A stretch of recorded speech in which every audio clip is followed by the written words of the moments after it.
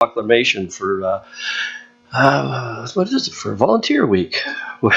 Whereas the spirit that helped to build the town of Drumheller is alive and strong, and whereas each year many citizens commit their time and talents to improve the quality of life for our entire community, and whereas the entire community benefits from valuable contributions that volunteers make, therefore I, Terry Yeaman, do hereby proclaim April 23rd to the 29th, 2017 as Volunteer Week in the town of Drumheller. And just as informally, though, I want to see if there's any political will. I don't want to set administration off on a goose chase if there's nothing, if there's no support from council. But as we know, like plastic, it's the villain of the earth. And there's just a lot of municipalities are actually banning the use of plastic within their municipal boundaries. And I was coming home and I stopped off and I got Edo in Airdrie. And these bags, the plastic used in this bag will convert to water, carbon dioxide, and biomass in the presence of soil, heat, moisture, and oxygen. Like a leaf, it'll disappear in time. So I thought, well, time, what's time? But time actually is 3 to 4 months. So this is biodegradable and certainly something that is a lot more earth-friendly than what we're using now. So instead of a municipal ban on plastic bags, as some towns have done, cities have done, is there any support that we would move towards something like this? Ask administration to do a bit of research on it, see what it is, see what the costs are, and we could look at putting in a bylaw.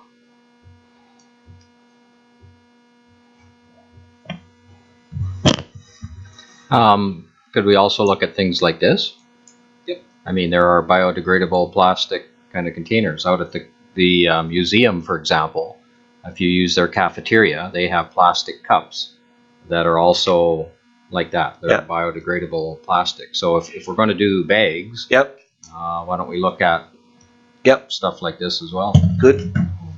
Yep. Do it as a big picture with plastics and bring back a report. Yeah, just simple as that. Yeah, research doesn't hurt anything, and it would be worth looking into. Yeah, but I don't want to administration to do a whole lot of research if there's no political will to support the findings that we've had. Well, good idea. It's a good idea to look into it. Yeah. Ladies? I'd say I would prefer a little bit more research on it. I don't want to do something that would actually be quite cost prohibitive to our businesses that we have. And I completely understand the concept and I like the idea, but I just would like a little bit more insight into it because it's not a subject I've looked into myself to realize the cost that it could. But I'm just asking for in principle. Do you support it in principle? Yeah. In principle, yeah. All right. Yep. Looking at it. Thanks, Ray. Barb, you have some introductions? Thank you, Bishop and Council. I'm pleased to introduce Leon Pfeiffer. He is the managing partner for the audit with Collins Barrow, and he's here to present the 2016 financial audited statements to you. Thank you. Just the button. It's indicating red. Just to clarify, to present the draft statements, I understand you've all got a copy of the statements, have had a chance to look at them. Once this, my presentation is done, obviously you'll get an opportunity to approve the statements, perhaps subject to some changes. We've got a couple of internal processes that aren't quite complete. They're very close. Once we've completed those, we're in a position to basically release the final financial statements. And one of those processes is our internal quality assurance review process. So that's very close to being done. And then obviously, before we can release the statements, we need a signed management representation letter from Ray, and then we are ready to finalize the statements. So I will, I'll go through the financial statements. I'll try and keep it fairly high level. And then I'll just open it up to if there's any questions. I don't want to get into too much detail. It can turn into a fairly lengthy process, and you're obviously familiar with the operations of the town and the municipal format of the format of the financial statements themselves. So I'll try and keep it fairly high level and then open it up to questions if you have any. if I can get you to turn to page 1 of the financial statements, this is really our contribution to the audit when you boil it all down. This is the independent auditor's report. Again, we've completed our audit, and we are in a position to issue our audit report on your financial statements. The financial statements, of course, are the responsibility and ownership of council. Taking down to the 4th paragraph, that's the most important paragraph, the opinion paragraph. That is a clean audit opinion. Basically says that your financial statements are in accordance with Canadian public sector accounting standards for the year ended December 31st, 2016. Just to quickly note there, we do not audit the budgeted figures that are included in your financial statements. So that's just one point of clarification. The audit report would be dated today, assuming that approval from council comes today. Page 2 is your consolidated statement of financial position, or your balance sheet, presented, of course, under public sector format. Just quickly to indicate there, you've got financial assets of just over 29 million.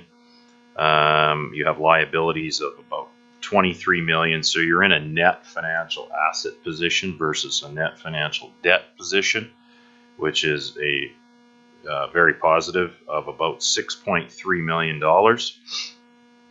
Underneath your net financial assets are what we call non-financial assets. That's your tangible capital assets, all of your property and equipment. You've got a little bit of inventory for consumption and some prepaid expenses. That amounts to $144,660,000.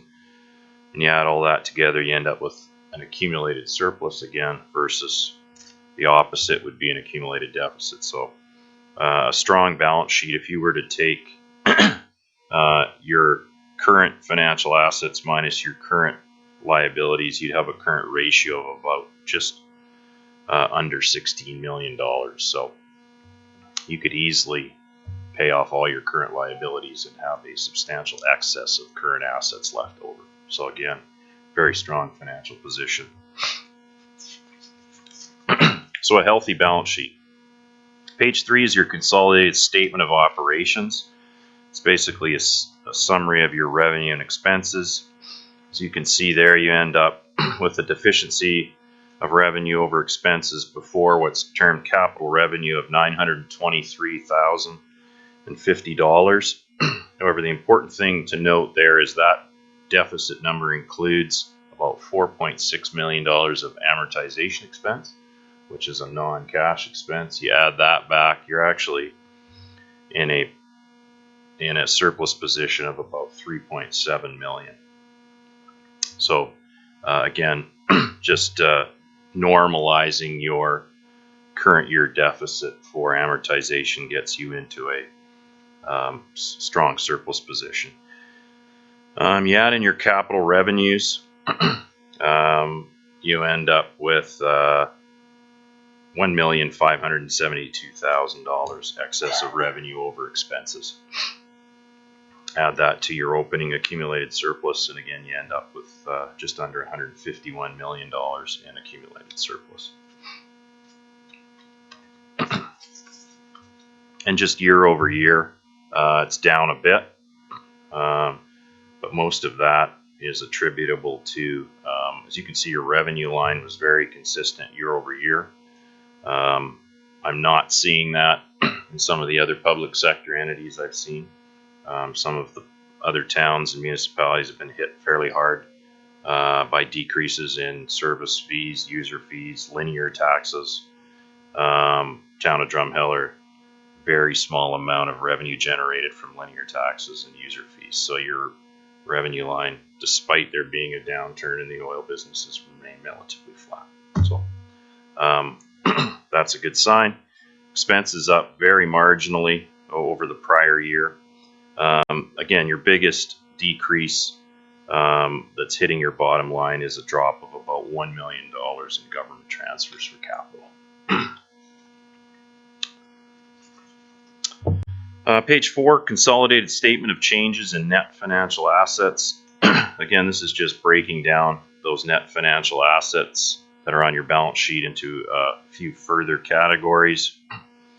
Won't get into this statement in a significant amount of detail, but the important thing to note here is that you have an increase in your net financial assets of 2.3 million from the prior year. So that's trending in the right direction. Page 5 is your consolidated statement of cash flows. Again, what this statement does is it translates changes in your balance sheet and takes the impact of revenue and expenses and translates it into cash inflows and outflows. It's always my favorite statement because everybody understands cash. So basically, if you work your way down the end of the operating activities, you'll see that you have $8,370,104 of positive cash flow from operations. So that means your core operations of the town are generating positive cash flow. That's very important. If the core operations aren't generating positive cash flow, that means you're probably borrowing money or getting money from other sources to supplement that. So that to me is probably the most important line on the statement of cash flow. That's a big positive number. As you can see, for capital activities, you spent about 3.3 million, and then you also your investing activities about 6.6 million. Again, you're just moving money around to specific reserves, and then your financing activities basically repaid some debt, cost you about 834,000. So once that is all added together, you actually end up with a decrease in cash of 2.4 million. Again, add that to your opening cash position, and you still end up with $4.5 million in cash and cash equivalents. And again, it's a nice positive number. The rest of your financial statements are the notes to the financial statements, which again provide supplementary information to the main numbers in the financials. Pages 6, 7, 8, and 9, part of 10 are basically a summary of your significant accounting policies. And all I can tell you with regards to that is you didn't adopt any new accounting policies during the year. You didn't change any accounting policies. And there were no changes in public sector accounting standards that required you to adopt or change your accounting policies. So I think you'll find that the financial statements year over year are very comparative.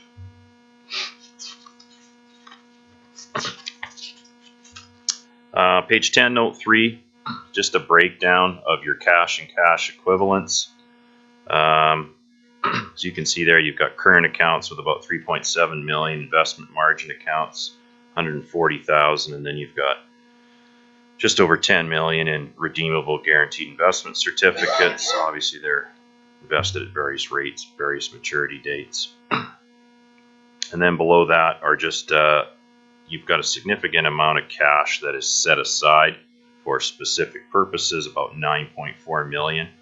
And there's just a breakdown of that. Again, most of that tied up in what's referred to as the Alberta Community Resilience Grant, which was some cash that you got this year. You haven't spent it yet, so it's basically sitting ready to be spent on the specified purpose. Note 4 is just a breakdown of your taxes receivable. As you can see there, you have allowed for some doubtful accounts. Again, that percentage of your overall taxes receivable is relatively comparable to prior years. So, again, there's municipalities have been undergoing some pressures with respect to taxes receivable as the economy has taken a bit of a tumble. So, not surprised to see that allowance set up.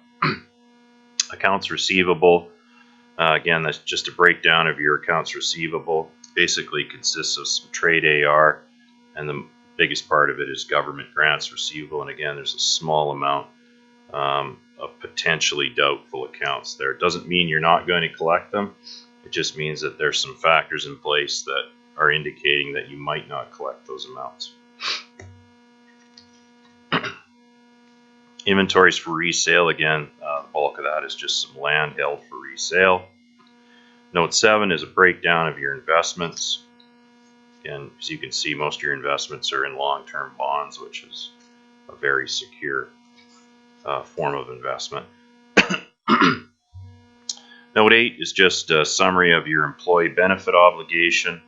Won't get into that in any significant detail.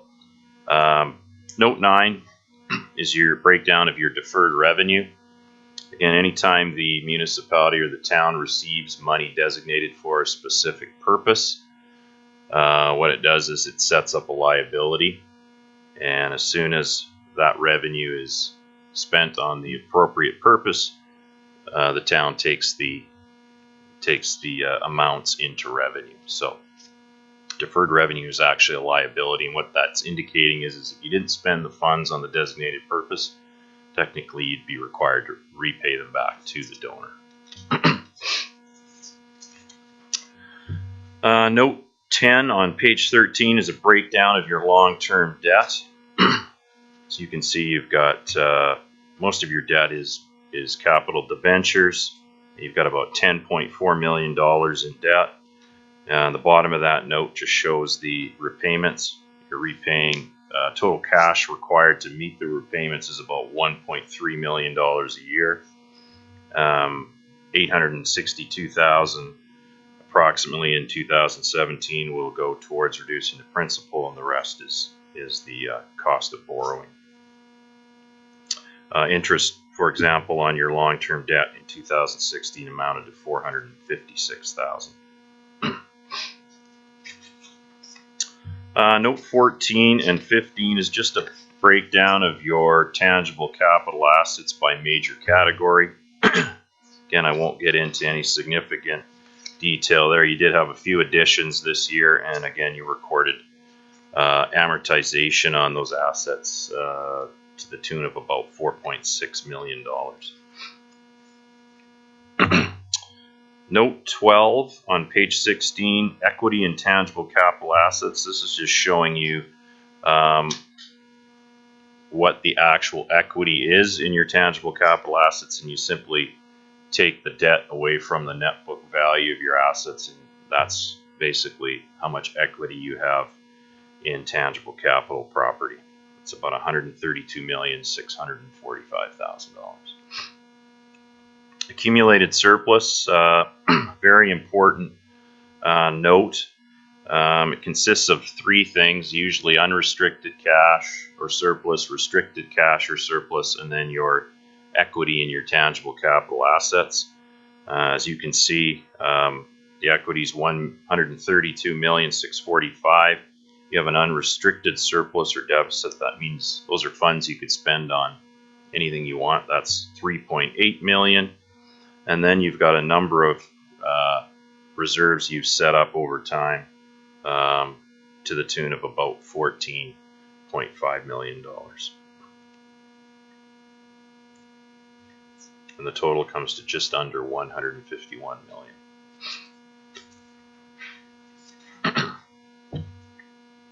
Note 14 is just a sort of highlights the change in the accumulated surplus by those three main categories we just talked about. And really what you're doing here is you're moving money back and forth between those three categories, depending on whether you're funding restricted reserves and where you're funding them from. So you can just see the money moving back and forth. And it always, of course, on an overall basis nets to nil.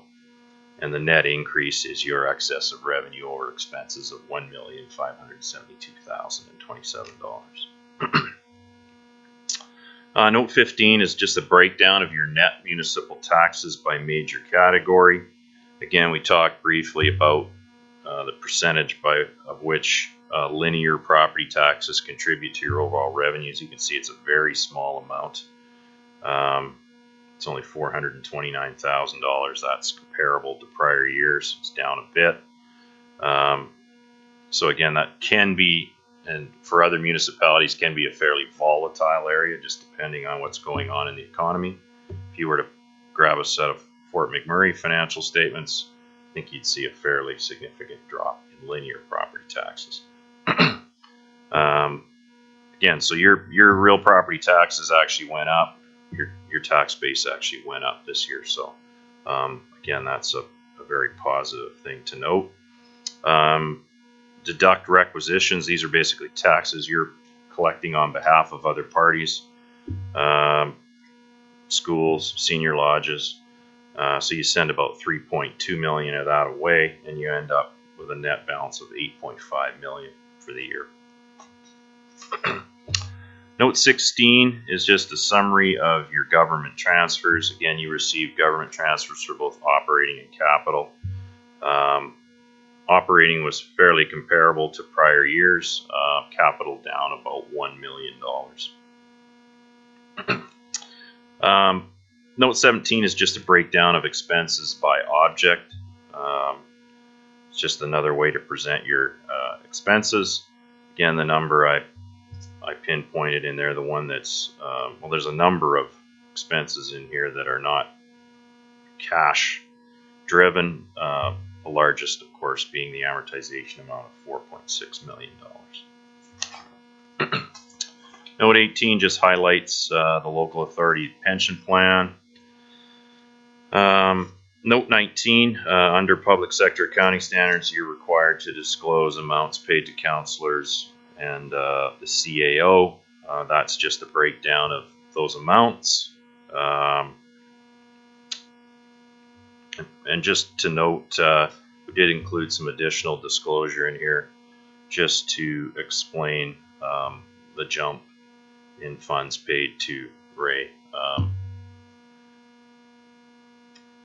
So that doesn't come as a surprise to any of the users. There's obviously an underlying reason for that. So, note 20. As you know, the municipality is limited to the amount of funds it can borrow, the amount of debt it can take on.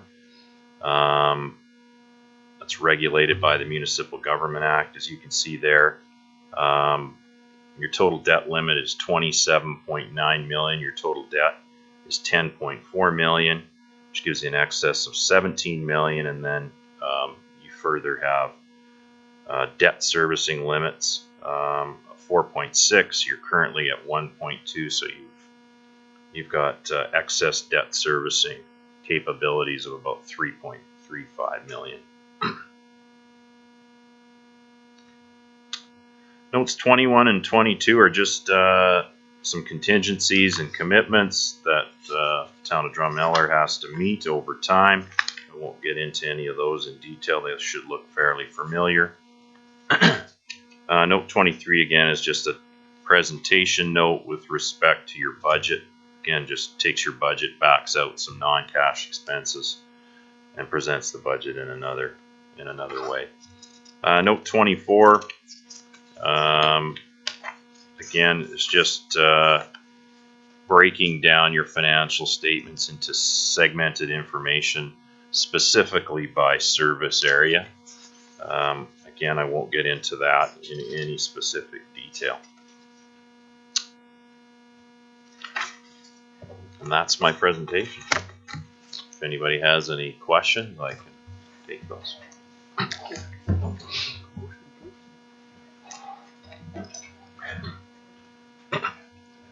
It's comforting to see that the town is in good financial health again. Council, if we could have a motion to accept our financial audit as presented, then we can. Lisa, thank you. A seconder is Cheryl. Okay, questions, comments? Lisa?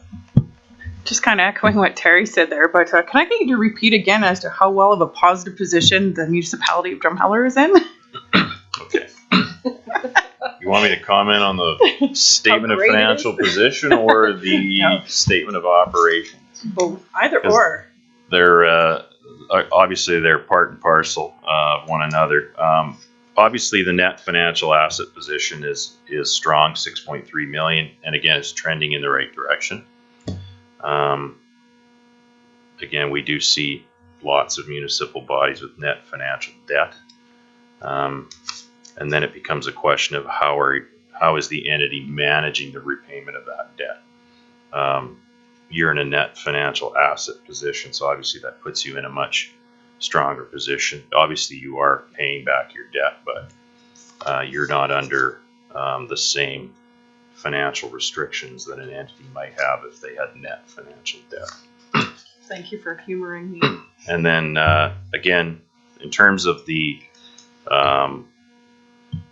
annual surplus deficit, yes, you did run it.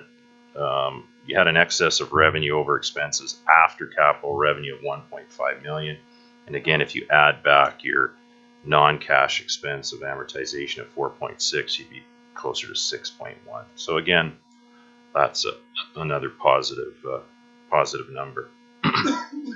That took a bit of a dip this year, but again, it's a positive number. Tom? Yeah, the government grants receivable, that's flood money? Yeah. Do we get interest on that?